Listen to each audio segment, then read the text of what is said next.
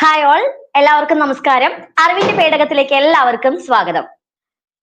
അടുത്ത ചോദ്യം വേഗം ചെയ്തോളൂ. ഒരു മാച്ച് ദ ഫോളോയിങ് ആണ്. സിമ്പിൾ ആയിട്ടുള്ള ഒരു മാച്ച് ദ ഫോളോയിങ് ആണ് അല്ലെ. എന്തുമായി ഇതിപ്പോ ഉപഗ്രഹങ്ങൾ കൊടുത്തിട്ടുണ്ട്? ആര്യഭട്ട, ഭാസ്കര, റോഹിണി, ആപ്പിൾ. ഇതൊക്കെ എന്തുമായി ബന്ധപ്പെട്ടതാണെന്ന് വേഗം ഒന്ന് കമന്റ് ചെയ്യുക, വേഗം ഒന്ന് ജോഡി ചേർക്കുക. ഏതാണ് ഇതിൽ ശരിയായിട്ടുള്ള ഉത്തരം? ആര്യഭട്ട എന്താണ്? ഭാസ്കര 1 എന്താണ്? രോഹിണി എന്താണ്? ആപ്പിൾ എന്താന്ന് മാത്രം കണ്ടുപിടിച്ചാലായിട്ട് മതി. ഏതാണ് നമ്മുടെ ശരി ഉത്തരമായിട്ട് വരുന്നത്? ഓപ്ഷൻ ബി ആണ് നമ്മുടെ ശരി ഉത്തരം. ഓപ്ഷൻ ബി ആണ്. ഇന്ത്യയുടെ ആദ്യത്തെ കൃത്രിമ ഉപഗ്രഹമാണ് ആര്യഭട്ട അല്ലെ. ഇനി ഭാസ്കര 1 എന്താണ്? ഇന്ത്യയുടെ ആദ്യത്തെ ഭൗമ നിരീക്ഷണ ഉപഗ്രഹമാണ് ഭാസ്കര 1 അല്ലെ. ഇനി രോഹിണി APJ അബ്ദുൽ കലാമിൻ, അതായത് അദ്ദേഹം ISROയുടെ ചെയർമാൻ ആയിരിക്കുന്ന സമയത്താണ് രോഹിണി വിക്ഷേപിക്കുന്നത്. ഇനി ആപ്പിൾ ആദ്യത്തെ വാർത്താവിനിമയ ഉപഗ്രഹമാണ്. ഓപ്ഷൻ ബി ആണ് നമ്മുടെ ശരിയായ ഉത്തരം. സിമ്പിൾ ആയിട്ടുള്ള ഒരു മാച്ച് ദ ഫോളോയിങ് ആണ്. അടുത്ത ക്വസ്റ്റ്യൻ. അടുത്തത് ISROയുമായി ബന്ധപ്പെട്ട് പ്രവർത്തിക്കുന്ന സ്ഥാപനങ്ങളിൽ ഉൾപ്പെടുന്നവ ഏതെല്ലാമാണ്? ISROയുമായി ബന്ധപ്പെട്ട് പ്രവർത്തിക്കുന്ന ISROയുടെ സ്ഥാപനങ്ങളിൽ ഏതെല്ലാമാണെന്ന് കണ്ടെത്തണേ. Physical research laboratory, Antrix corporation, space application centre, Indian institute of space science and technology. ഇതിൽ ഏതാണ് നമ്മുടെ ISROയുമായി സഹകരിച്ച് ISROയുടെ പ്രധാനപ്പെട്ട സ്ഥാപനങ്ങളായിട്ട് പ്രവർത്തിക്കുന്നത്? ഏതാണ് ശരി ഉത്തരമായിട്ട് വരുന്നത്? ഇവയെല്ലാം അല്ലെ. അതായത് ഫിസിക്കൽ റിസർച്ച് ലബോറട്ടറി അല്ലെ, 1947 വിക്രം സാരാഭായ് ആണ് ഇത് സ്ഥാപിച്ചത് അല്ലെ. ക്ലാഡിൽ ഓഫ് സ്പേസ് സയൻസ് ഇന്ത്യ എന്നാണ് ഫിസിക്കൽ റിസർച്ച് ലബോറട്ടറി അറിയപ്പെടുന്നത്.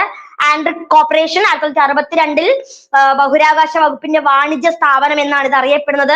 അതുപോലെ സ്പേസ് ആപ്ലിക്കേഷൻ സെന്റർ 1972 രൂപീകരിച്ചു. ഇതിന്റെ ആസ്ഥാനം Ahmedabad.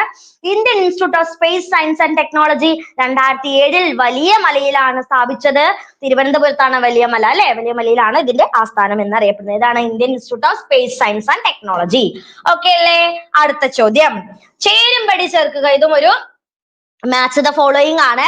National remote sensing centre, ഇന്ത്യയുടെ ഉപഗ്രഹ വിക്ഷേപണ കേന്ദ്രം, ഇന്ത്യയുടെ റോക്കറ്റ് വിക്ഷേപണ കേന്ദ്രം, ഇന്ത്യയുടെ മിസൈൽ വിക്ഷേപണ കേന്ദ്രം. ഇതൊക്കെ കറക്റ്റ് ഒന്ന് മാച്ച് ചെയ്താൽ മതി. ഇതിൽ ഏതാണ് ശരി ഉത്തരമായിട്ട് വരുന്നത്?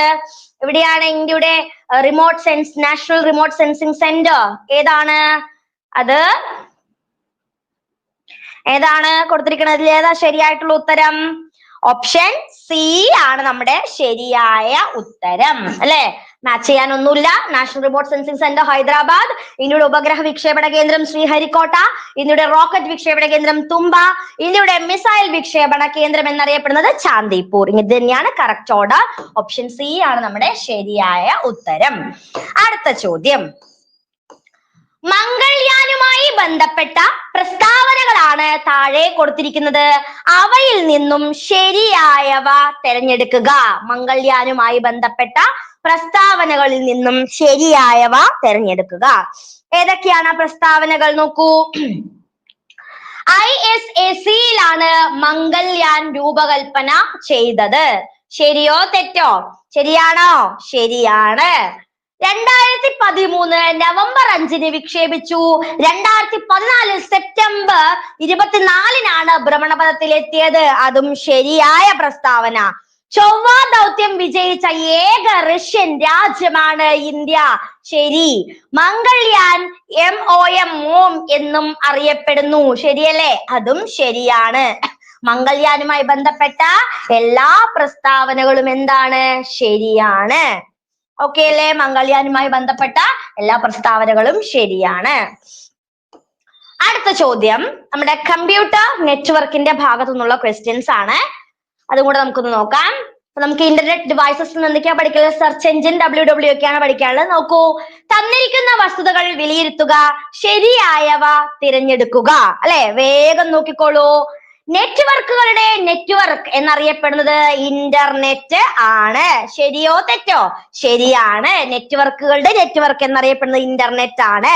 ഇന്റർനെറ്റിന്റെ ആദ്യകാല രൂപമാണ് ARPANET. ശരിയാണോ? ഇതും ശരിയായ പ്രസ്താവനയാണ്. ലോകത്തിലെ തന്നെ ആദ്യത്തെ വൈഡ് ഏരിയ നെറ്റ്വർക്ക് കൂടിയാണ് ARPANET എന്നറിയപ്പെടുന്നത്. ഇന്ത്യയിൽ ആദ്യമായി ഇന്റർനെറ്റ് സേവനം ലഭ്യമാക്കിയ കമ്പനിയാണ് BSNL. ശരിയാണോ? അല്ല, ആദ്യം BSNL അല്ല, VSNL ആയിരുന്നു. VSNL ആണ്. ഇന്ത്യയിൽ ഇന്റർനെറ്റ് നിലവിൽ വന്നത് 1995. അത് ശരിയാണ്. ഏതൊക്കെയാണ് നമ്മുടെ ശരിയായ പ്രസ്താവനകൾ? 1, 2, 4 അല്ലെ? ആരൊക്കെയോ ശരി ഉത്തരം പറഞ്ഞിട്ടുണ്ട്. റാഷിദ, ശ്രീജ, എല്ലാവരും ശരി. ഏഞ്ചൽ ശരിയായ ഉത്തരാണ് പറഞ്ഞത്. ഓക്കെ, നമുക്ക് അടുത്ത ചോദ്യത്തിലോട്ട് കടക്കാം. അടുത്ത ക്വസ്റ്റ്യൻ, തന്നിരിക്കുന്നവയിൽ ഇൻട്രാനെറ്റിലൂടെ സാധ്യമാകുന്ന സേവനങ്ങൾ തിരഞ്ഞെടുക്കുക. അല്ലെ? ഇൻട്രാനെറ്റിലൂടെ സാധ്യമാകുന്ന സേവനങ്ങൾ ഏതൊക്കെയാണ്? വെബ് ഹോസ്റ്റ്, ഇമെയിൽ സേവനം, അതുപോലെ തന്നെ ഫയൽ ട്രാൻസ്ഫർ, ഇന്റർനെറ്റിലൂടെയുള്ള മറ്റ് സേവനങ്ങൾ. അല്ലെ? എന്താണ് ഇൻട്രാനെറ്റ് എന്ന് പറഞ്ഞാല്? ഇന്റർനെറ്റിനെ പോലെ തന്നെ ഒരു സ്ഥാപനത്തിനുള്ളിലുള്ള സ്വകാര്യ കമ്പ്യൂട്ടർ ശൃംഖലയാണ് നമ്മൾ എന്ത് പറയണത്? ഇൻട്രാനെറ്റ് എന്ന് പറയുന്നത്.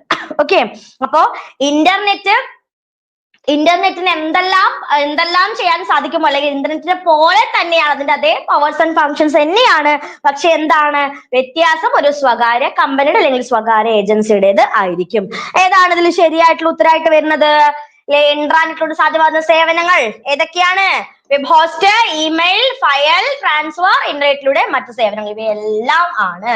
ഓപ്ഷൻ ഡി ആണ് നമ്മുടെ ശരി ഉത്തരം. ഇവയെല്ലാം അതിൽ ഉൾപ്പെടുന്നു. ഓക്കെ ആണോ?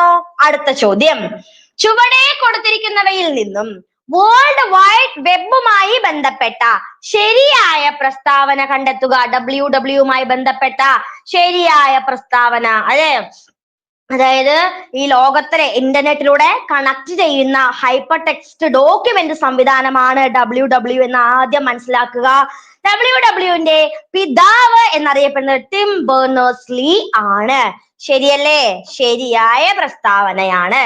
ഇന്റർനെറ്റിൽ നിന്നും വിവരങ്ങൾ ലഭ്യമാക്കാനായിട്ട് ഉപയോഗിക്കുന്നു WW. എന്തിനു വേണ്ടി ഉപയോഗിക്കുന്നു? നമ്മള് ഇന്റർനെറ്റിൽ നിന്നും ഓരോ ഇൻഫർമേഷൻസ് എടുക്കാനായിട്ട് യൂസ് ചെയ്യുന്നു. ശരിയാണ്. ആസ്ഥാനം ന്യൂയോർക്ക് സിറ്റി ആണ്. ഇതിന്റെ ആസ്ഥാനം എവിടെയാണ്? ന്യൂയോർക്ക് സിറ്റി ആണ്. ശരിയാണോ? വാഷിംഗ്ടൺ DC ആണ് ഇതിന്റെ ആസ്ഥാനം. എവിടെയാണ്? വാഷിംഗ്ടൺ DC ആണ്. വാഷിംഗ്ടൺ DC ആണ് ഇതിന്റെ ആസ്ഥാനം. WWയിൽ വിവരങ്ങൾ ലഭ്യമാക്കാൻ സഹായിക്കുന്ന പേജുകളെയാണ് വെബ് പേജുകൾ എന്ന് അറിയപ്പെടുന്നത്. അല്ലെ? ഇതില് വിവരങ്ങൾ ലഭ്യമാക്കാൻ സഹായിക്കുന്ന പേജുകളാണ് ഏത്? വെബ് പേജുകൾ എന്ന് അറിയപ്പെടുന്നത്. ഉറപ്പല്ലേ? വെബ് പേജുകൾ. ശരിയാണോ? ശരിയാണ്. അതായത് നമ്മളിങ്ങനെ ഓരോന്നും അടിച്ചു കൊടുക്കുന്ന സമയത്തെ നമുക്ക് കിട്ടില്ലേ, സഹായിക്കാൻ നമ്മൾ ഓരോ ഫയൽസ് അല്ലെങ്കിൽ ഓരോ പേജസ് വരുമല്ലോ, അതാണ് വെബ് പേജുകൾ എന്ന് അറിയപ്പെടുന്നത്. ഏതൊക്കെയാണ് ശരിയായ പ്രസ്താവന? 1, 2, 4 ശരിയാണ്. നമ്മുടെ ഉത്തരം ഓപ്ഷൻ സി ആണ്. ശരിയായിട്ടുള്ള ഉത്തരം ഓപ്ഷൻ സി ആണ്. അല്ലെ? WW എന്ന് പറഞ്ഞാൽ തന്നെ WW എന്ന് പറഞ്ഞാൽ ഇന്റർനെറ്റിലൂടെ പരസ്പരം കൂട്ടിയിണക്കുന്ന അല്ലെങ്കിൽ കണക്ട് ചെയ്യുന്ന ഒരു ഹൈപ്പർ ടെക്സ്റ്റ് സംവിധാനമാണ്.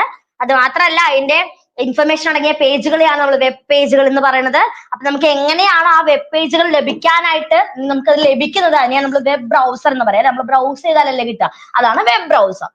ചുവടെ തന്നിരിക്കുന്നവയിൽ സെർച്ച് എഞ്ചിനുകൾക്ക് ഉദാഹരണം അല്ലാത്തത് ഏതാണ്? അൾട്രാവിസ്റ്റ, ബിങ്, ബൈഡു, HTML. ഇതിൽ ഏതാണ് സെർച്ച് എഞ്ചിന് ഉദാഹരണം അല്ലാത്തത്?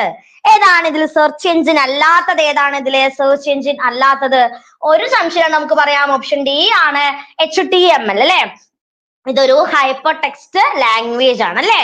ഇതൊരു വെബ് പേജ് തയ്യാറാക്കുന്നതിനുള്ള ഒരു ഭാഷയാണ് എന്തെന്ന് പറയുന്നത്?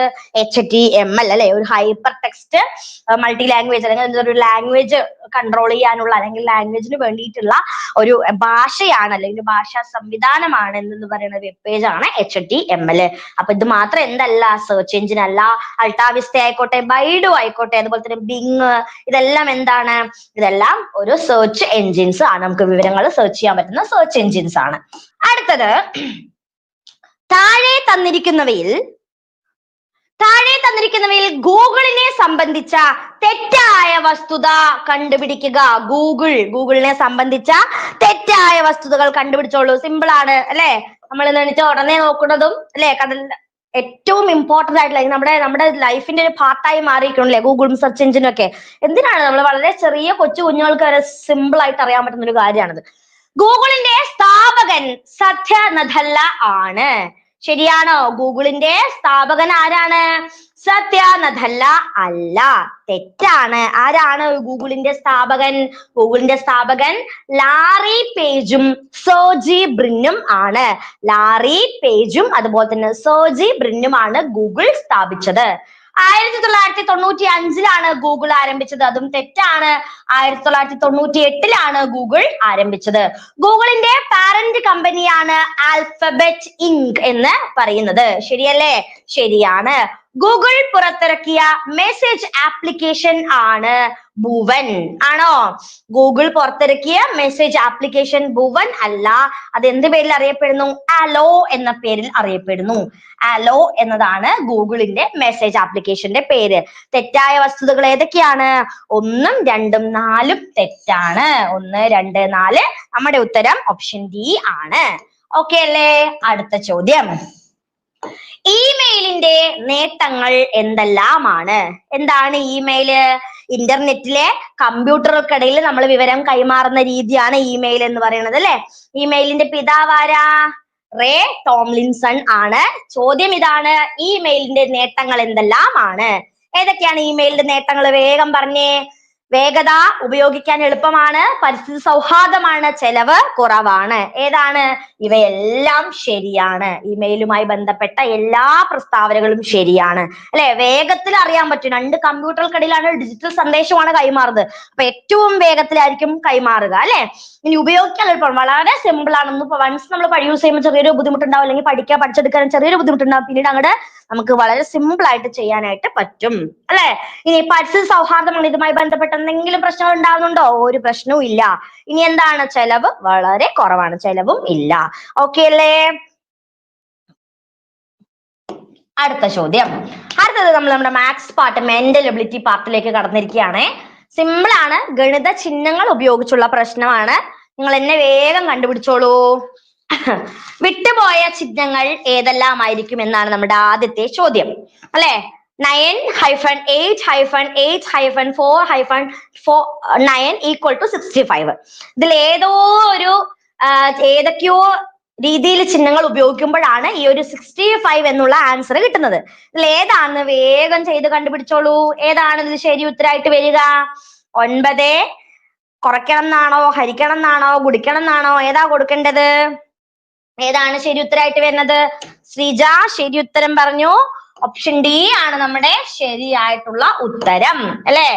9 × 8 + 8 ഹരിക്കണം 4 -9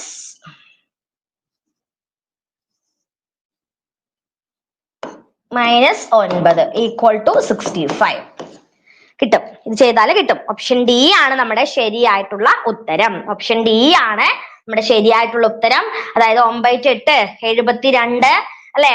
72, അല്ലെ? 9-8 72 ആണോ? ഇനി 8 ഹരിക്കണം 4 ആണ് നമ്മൾ ആദ്യം ചെയ്യുക. ബോർഡ് മാത്സ് ഉപയോഗിച്ചിട്ട് ഹരണമാണ് നമ്മൾ ആദ്യം ചെയ്യുന്നത്.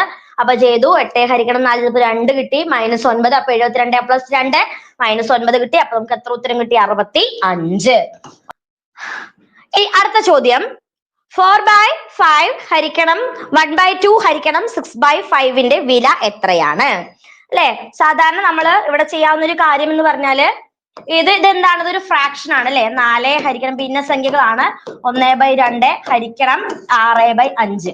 ഇങ്ങനെ നമ്മൾ എങ്ങനെ ഹരിക്കുക? അതിനെ തിരിച്ചിട്ട് ഗുണിക്കുക. ഭിന്നസംഖ്യകളെ ഹരിക്കുമ്പോൾ തിരിച്ചിട്ട് ഗുണിക്കണം എന്ന് നമ്മൾ പഠിച്ചിട്ടുണ്ട്, അല്ലെ? അപ്പോ 4/5 × നമ്മൾ എന്ത് ചെയ്യും? തിരിച്ചിട്ട് ഗുണിക്കും. തിരിച്ചിട്ട് ഗുണിക്കുക എന്ന് പറഞ്ഞാൽ നമുക്ക് എന്താ കിട്ടുക? 2/1, അല്ലെ? ഇൻറ്റു എന്ത് ചെയ്യും? നമുക്ക് 5/6 ഇങ്ങനെ കിട്ടും, അല്ലെ? അപ്പൊ നമുക്ക് ആദ്യം ഇത് വെട്ടിപ്പോവാം, അല്ലെ? ഇത് വെട്ടി 3 കിട്ടി. അപ്പൊ എത്ര കിട്ടി നമുക്ക്? 4/3 ഉത്തരം കിട്ടി. 4/3 എത്രയാണ്? 1/33 ആണ്. ഉറപ്പല്ലേ? നമ്മുടെ ഉത്തരം ഏതാണ്? ഓപ്ഷൻ ഡി ആണ്. ഓപ്ഷൻ ഡി കിട്ടിയോ? ഓപ്ഷൻ ഡി കിട്ടിയോ? കുറെ പേർക്ക് ആൻസർ കിട്ടിയിട്ടുണ്ട്. ശ്രീജ, ദിവ്യ, ഡി ആണ് ഓപ്ഷൻ ഡി. കറക്റ്റ്. അടുത്ത ചോദ്യം. അടുത്തതും ഇതുമായി ബന്ധപ്പെട്ട ഗണിത ചിഹ്നങ്ങളുമായി ബന്ധപ്പെട്ട ഒരു പ്രശ്നമാണ്. സിമ്പിൾ ആയിട്ട് നമുക്ക് ചെയ്യാൻ പറ്റും. 48 കുറയ്ക്കണം 12 × 3 + 9 /10 10 മൈനസ് 9 ഡിവൈഡഡ് ബൈ 3 അല്ലേ? ഇതെങ്ങനെയാ നമ്മൾ ചെയ്യുക? നമ്മളിവിടെ ബോർഡ് മാസ് ആണ് യൂസ് ചെയ്യേണ്ടത് അല്ലെ? ബോർഡ് മാസ് ഉപയോഗിച്ച് വേണം നമ്മൾ പ്രോബ്ലം ചെയ്യാനായിട്ട്. നമ്മൾ ആദ്യം നമുക്ക് ബോർഡ് മാസ് ഉപയോഗിച്ചതിൽ നിന്ന് വേഗം സെറ്റ് ചെയ്യാം അല്ലെ? എങ്ങനെയാ ചെയ്യാ? ബോർഡ് മാസ് ഉപയോഗിച്ച് ആൻസർ കിട്ടുന്നുണ്ടോ? ആൻസർ കിട്ടുന്നുണ്ടോ? ചെയ്ത് നോക്കുന്നുണ്ടോ ആരെങ്കിലും? നോക്കൂ, 48 12 into 3 plus 9 divided by 10 minus 9 ഹരിക്കണം 3 ആണ് അല്ലെ? നമ്മളുടെ ആദ്യം ബോർഡ് മാസ് വെച്ച് നമ്മൾ ചെയ്യുക. അപ്പൊ നമുക്ക് എത്ര കിട്ടും? 48 മൈനസ് 6 36 പ്ലസ് 9 അല്ലെ? പ്ലസ് 9 ഡിവൈഡഡ് ബൈ എത്ര കിട്ടിയും? ഹരിക്കണം 10 മൈനസ് 3 എങ്ങനെയാ വന്നത്? 9 ഹരിക്കണം 3 ആണ് കേട്ടോ. ഇങ്ങനെയല്ലേ കിട്ടുന്നത്? ഇതിൽ നമുക്ക് സിമ്പിൾ ആയിട്ട് ചെയ്യാൻ പറ്റും. 48ന്ന് 36 പോയാൽ എത്രയാ നമുക്ക് കിട്ടുന്നത്? 12 12 പ്ലസ് 9 ഡിവൈഡഡ് ബൈ 10ൽ നിന്ന് 3 പോയാൽ എത്ര കിട്ടുന്നു? 7 കിട്ടും. അപ്പോ 21 ഡിവൈഡഡ് ബൈ 7 സമം 3. നമ്മുടെ ഉത്തരം ഓപ്ഷൻ ഡി ആണ്. 3 ആണ് ശരിയായിട്ടുള്ള ഉത്തരം. ഓപ്ഷൻ ഡി ആണ് ശരിയായ ഉത്തരം. ഓക്കെ അല്ലേ? അടുത്ത ചോദ്യം. അടുത്തതും ഇതേപോലത്തെ ഒരു മോഡലുള്ള ക്വസ്റ്റ്യൻ ആണ്. 100 plus 25 whole bracket of minus 5 into 5 whole divided by 5 into 5. ഇതും ഇതുപോലെ ബോർഡ് മാസ് വെച്ചുകൊണ്ട് സിമ്പിൾ ആയിട്ട് നമുക്ക് ചെയ്യാൻ പറ്റും. 100ഉം 25ഉം കൂടി കൂട്ടുമ്പോൾ 125 അല്ലെ? മൈനസ് 25 ഇൻറ്റു 5 ഇൻറ്റു 5 എത്രയാണ്? 25. അപ്പോ നമുക്ക് ഇങ്ങനെ ചെയ്യാം, ഡയറക്റ്റ് ആയിട്ട് തന്നെ ചെയ്യാം. 125 മൈനസ് 25 ഡിവൈഡഡ് ബൈ എത്ര കിട്ടിയെന്ന്? 25 അല്ലെ? അപ്പൊ നമുക്ക് 100ഉം 25ഉം കിട്ടും. 100 കിട്ടി ബൈ 25 കിട്ടി. ഉത്തരം 4. 4 ഉണ്ടോ? ഓപ്ഷൻ ഡി ആണ് നമ്മുടെ ഇവിടത്തെയും ശരിയായ ഉത്തരം 4 ആണ്. ഓക്കെ അല്ലേ? അടുത്ത ചോദ്യം വളരെ സിമ്പിൾ ആയിട്ടുള്ള പ്രോബ്ലംസ് ആണ് കേട്ടോ. വലിയ കോംപ്ലിക്കേഷൻ ഒന്നുമില്ല. അടുത്തത് ഈ മോഡലുള്ള ചോദ്യങ്ങൾ പലപ്പോഴും നമ്മൾ പരീക്ഷയ്ക്ക് ആവർത്തിച്ച് കണ്ടിട്ടുള്ളതാണ്. P ഈക്വൽ ടു ഹരണം എന്നാണ്. R എന്ന് പറഞ്ഞാൽ പ്ലസ് എന്നാണ്. T എന്ന് പറഞ്ഞാൽ മൈനസ് ആണ്. V എന്ന് പറഞ്ഞാൽ ഇൻറ്റു ആണ്, മൾട്ടിപ്ലിക്കേഷൻ ആണ്. എങ്കിൽ 12V 4R 16 അല്ലെങ്കിൽ 16P 8T6 ഈക്വൽ ടു എത്ര ആയിരിക്കും അല്ലെ? P എന്ന് പറഞ്ഞാൽ എന്തിനെ സൂചിപ്പിക്കുന്നു? P ഹരണത്തിനെയാണ് സൂചിപ്പിക്കുന്നത്. R എന്ന് പറയുന്നത് പ്ലസ് ആണെന്ന് പറഞ്ഞിട്ടുണ്ട്. T എന്ന് പറയുന്നത് മൈനസ് ആണ്. V എന്ന് പറയുന്നത് എന്താണ്? എക്സും ആണ് അല്ലെ? അപ്പൊ അങ്ങനെയാണെന്നുണ്ടെങ്കിൽ നമ്മുടെ ഉത്തരം ഇതെല്ലാം കൂടി ചെയ്യുമ്പോൾ അതായത് 12V അല്ലെ? V എന്താണ്? V ഇൻറ്റു ആണ് അല്ലെ? അപ്പൊ 12 നമ്മൾ എന്താ അവിടെ ചെയ്യുക? 12 ഇൻറ്റു 4 12V 4 ആണ് അല്ലെ? R എന്ന് പറഞ്ഞാൽ എത്രയാണ്? R പ്ലസ് ആണ്. അപ്പൊ പ്ലസ് 16 തന്നു. 16 കഴിഞ്ഞാൽ പിന്നെ P ആണ്. P എന്ന് പറഞ്ഞാൽ ഹരണമാണ്. ഹരണം 8. പിന്നെ തന്നത് ഏതാണ്? T ആണ്. T എന്ന് പറഞ്ഞാൽ കുറയ്ക്കുക അല്ലെ? കുറയ്ക്കണം 6 സമം. ഇതാണ് നമ്മൾ കണ്ടുപിടിക്കേണ്ടത്. അപ്പൊ കിട്ടിയല്ലോ നമുക്ക് 12 ഇൻറ്റു 4 പ്ലസ് 16 ഹരിക്കണം 8 മൈനസ് 6. ഇത് നമുക്ക് കിട്ടി. നമുക്ക് ഇത് സിമ്പിൾ ആയിട്ട് ബോർഡ് മാസ് വെച്ച് ചെയ്ത് നോക്കാം. 12 ഇൻറ്റു 4 എത്ര? ആദ്യം നമുക്ക് ബോർഡ് മാസ് ചെയ്യുമ്പോൾ ഹരണമാണ്. 16 8 ചെയ്യുമ്പോൾ എത്ര കിട്ടി? 2 കിട്ടി അല്ലെ? 8 2 16. ഇനി 12 ഇൻറ്റു 4 എത്രയാണ്? 12 ഇൻറ്റു 4 എന്ന് പറയുന്നത് 48 ആണ്. പ്ലസ് നമുക്കിത് ചെയ്തപ്പോ 2 ആണ് ആൻസർ കിട്ടിയത്. മൈനസ് 6 അല്ലെ? അപ്പൊ 50 മൈനസ് 6 നമുക്ക് എത്ര കിട്ടും? 50ന്ന് 6 പോയാൽ നമ്മുടെ ഉത്തരം 44 ആണ്. ഓപ്ഷനിൽ എവിടെയെങ്കിലും ഉണ്ടോ? ഓപ്ഷൻ ഡി ആണ് ശരിയായിട്ടുള്ള ഉത്തരം 44. ആരൊക്കെ പറഞ്ഞേ? Niha Jose, Angel, S music, Sunil Viswam എല്ലാവരും പറഞ്ഞ ഉത്തരം വളരെ ശരിയാണ്. അപ്പൊ നമ്മൾ ഇന്നത്തെ ക്ലാസ്സിൽ കുറെ ക്വസ്റ്റ്യൻസ് പരിചയപ്പെട്ടു അല്ലെ? കുറെ ക്വസ്റ്റ്യൻസ് പഠിച്ചു. കുറെ ഭാഗങ്ങൾ നമ്മൾ കംപ്ലീറ്റ് ചെയ്തു അല്ലെ? ISROയുടെ ബഹിരാകാശ നേട്ടങ്ങൾ നമ്മൾ പഠിച്ചു. അതുപോലെ മാപ്പുകളും ടോപ്പോഗ്രാഫിയുമായിട്ട് ബന്ധപ്പെട്ട കുറച്ച് ക്വസ്റ്റ്യൻസ് പഠിച്ചു. ഇന്റർനെറ്റിൽ സെർച്ച് എഞ്ചിൻസുമായി ബന്ധപ്പെട്ട കുറച്ച് ക്വസ്റ്റ്യൻസ് നോക്കി. നമ്മൾ മാത്സിൽ മെന്റൽ എബിലിറ്റി പാടുള്ള ഗണിത ചിഹ്നങ്ങൾ ഉപയോഗിച്ചുകൊണ്ടുള്ള ചെറിയ മെന്റൽ എബിലിറ്റി പ്രോബ്ലംസ് ആണ് നോക്കിയത് അല്ലെ? അപ്പൊ നമ്മുടെ ഇന്നത്തെ ക്ലാസ് നമുക്ക് ഇന്ന് വൈൻഡ് അപ്പ് ചെയ്യാനായി.